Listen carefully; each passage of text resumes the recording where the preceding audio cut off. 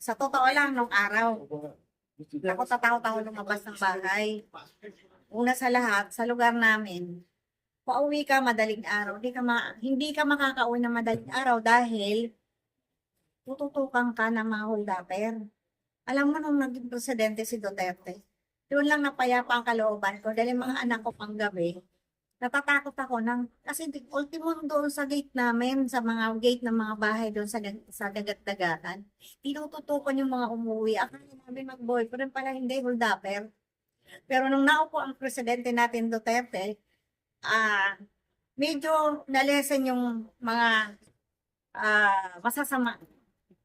Sa totoo lang, pati yung mga addict, yung mga drugs, medyo nalesen. Hindi naman totally talagang na clean, na linis ng lahat ng mga barangay, pero nabawasan. Kung yung si Tatay Digong, nagawa niya, yung ganun mga kalakaran na maganda, maaari. Kasi yung bunga, anak yan eh. Maaaring matransfer o maituro o may makuha doon. Hindi man lahat magaya, maaaring una bata si BP Sara. Pangalawa, magandang mag-isip. Ako naman, kaya ako nagugustuhan siya.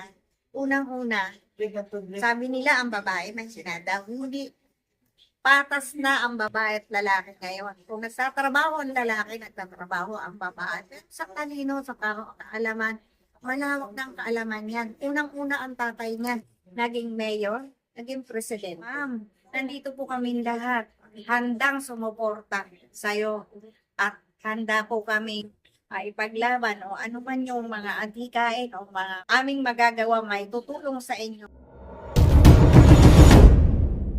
Kailan po tayo naging member ng Sarana Movement?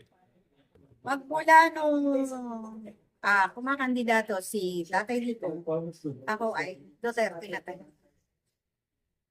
Dahil gusto ko yung mga nababalitaan ko kay dating mayor ng Davao na napakaganda niya magpalakad. So isa siya sa inidolo ko na sana tumakbo siya isang presidente ng Pilipinas nang sa ganun maging maayos ang ating bansa. Sino isa rin ba kayo ma'am sa sumigaw noon na nung 2016 na tumakbo si Tatay Digong bilang presidente? Yes. Yes na yes. Isa ako sa sumisigaw talaga. Isa sa mga pinagdarasal ko na sana siya ay maging presidente ng Pilipinas nang sa ganun. Hindi ko naman sinasabi na mga naging presidente ay hindi naging maayos. Although na nakita ko yung kalakaran ng Davao na napakaganda. Sana isang araw siya yung pagpalakad ng Pilipinas na maging maayos at lalong-lalo na doon sa mga nangyari na sa totoo lang nung araw.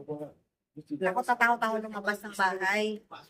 Una sa lahat, sa lugar namin, pauwi ka madaling araw. Hindi ka makakauwi ng madaling araw dahil tututukan ka ng mga holdapper.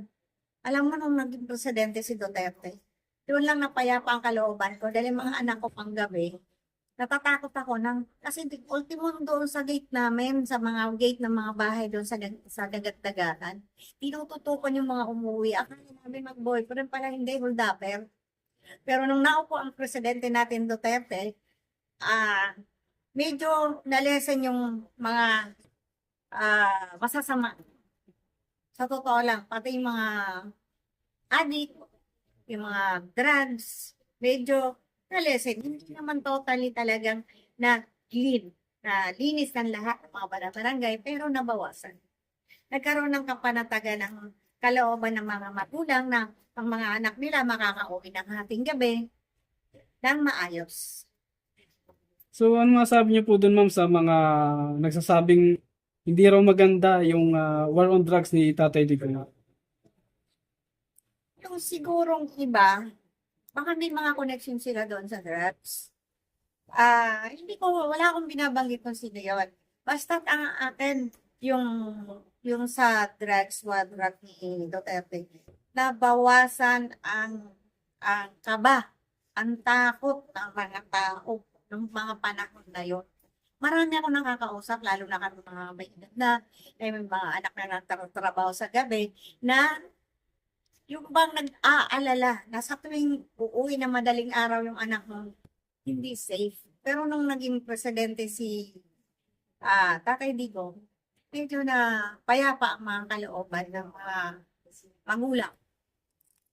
Ma'am, sa tungkol sa safety, naging maganda nga po yung ano, no? So, ano pa yung mga naalala o nakita niyo pang mga nagawa ng ating dating Pangulong Duterte? Ang unang nakita ko, yun nga, yun sa pagpapapayapa ng mga ng Pilipinas kasi maayos. At yung mga, lalo na yung mga senior, nagkaroon sila ng mga benepisyo. Tapos, una pa, maraming mga bagay na nadagdag doon sa panunungkulan niya na nagkaroon ng benepisyo yung mga tao. At hindi naman, pero siguro natural yung tumataas ang presyo. Ang ano lang, nagkaroon ng dagdag sahod. Tapos, alam mo, ang request na lang namin ngayon, hindi bali ng hindi na tumaas ang sweldo, huwag na lang tumaas ang bilihin. Ngayon, napakatataas lahat. Alam mo, kahit sumweldo ang katulad ko ng 600 a day, kulang. May anak ka isa, ng upahan, saan ako pumunta? Kulang na kulang. Yun lang. Basta sana wag ng taas ng taas. Pero ang sweldo, tumaas nga ng kapraso. Tumaas ng isa, ang bilihin tumaas ng 10. Yan ang talupin.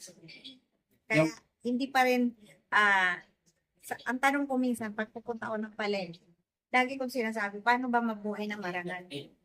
Diba? So, napunta po tayo kay VP Inday, ma'am. Ano pong nakikita niyong katangian ni VP Inday Sara Duterte na gano'n na lang po yung pagsuporta niyo? Kung yung si Tatay Digong, nagawa niya, yung ganon mga kalakaran na maganda, maaari. Kasi yung bunga, anak yan eh. Maaaring matransfer o maituro o may makuha doon. Hindi man lahat magaya, maaaring una bata si BP Sara. Pangalawa, magandang mag-isip. Ang problema nga lang, yung mga tao, hindi nila naiintindihan yung ibang sitwasyon kung bakit nagkakagulo sila na dapat matapos muna ang lahat bago sila maintindihan ang sitwasyon ng ating bansa na yung paputuno sa atin, yung may puso, may pagmamahal sa Pilipinas. Ako naman, kaya ako nagugustuhan siya, unang-una, sabi nila ang babae may sinadaw, hindi patas na ang babae at lalaki ngayon. Kung nagtatrabaho ang lalaki, nagtatrabaho ang babae. Pero sa talino, sa kaalaman, malawak ng kaalaman yan. Unang-una ang tatay niyan, naging mayor, naging presidente. So, ma'am, ano masabi niyo po na number 1 sa lahat ng ratings sa surveys ang ating mahal na VP Inday at sa DepEd Secretary ay number 1 din po siya? Hindi ibig sabihin pag number 1, magaling ka. Maganda ang ginagawa mo sa iyong bansa. Diba? Ibig sabihin naman yung mga paninira sa ating mahal na VP Inday, kahit anong paninira ay hindi umuobra. Dahil kasi number 1 pa rin siya eh. Para sa akin, walang epekto yun. Sa akin walang epekto kasi unang-una sa lahat. Bakit nasabi ko walang epekto? Kasi ang tao naman kasi walang kakontentuhan. Nakikita lang nila yung mali. Pero yung tama, hindi makita. Kung may kamalian man yon, siguro, walang perpekto. Walang perpektong tao. Lahat tayo may nagkakamali. Lahat nga tayo makasalanan. Diba?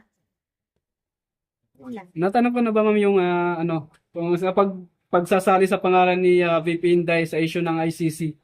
Na gusto siyang isama sa investigasyon. Ano pong masabi niyo doon?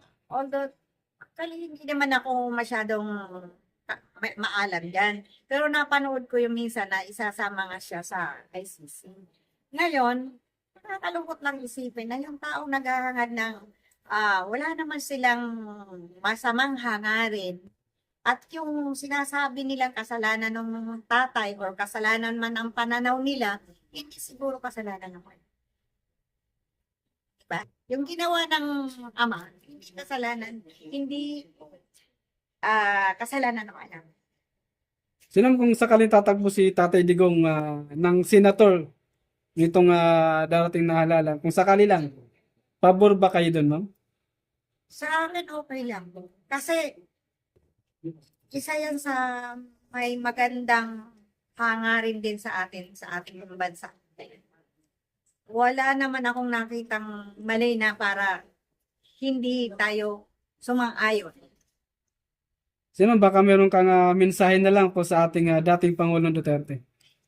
Ah, Tatay Digong, mula nang ikaw ay naging mayor, hanggang sa naging presidente ka ng Pilipinas, isa ka sa ina-idolize ko na isa sa nakapagpayapa sa aming pamilya, kalooban doon sa aming lugar dahil sa dami ng mga sabihin na nating gumagamit ng bawal na gamot, pangsamantalang na nandun. Pero ngayon po,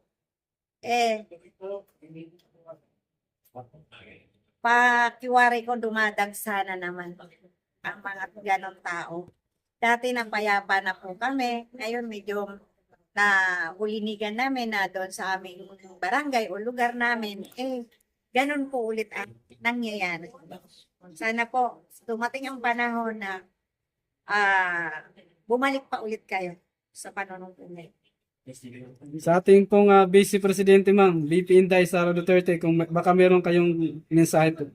Kay VP Sara Inday Duterte, ang mensahe ko na naman, ma'am, nandito po kami lahat, handang sumuporta sa'yo at handa po kami ipaglaban o ano man yung mga adhikain o mga aming magagawa may tutulong sa inyo. Masaya po kami ang aming group na Sara Movement. Thank you, ma'am.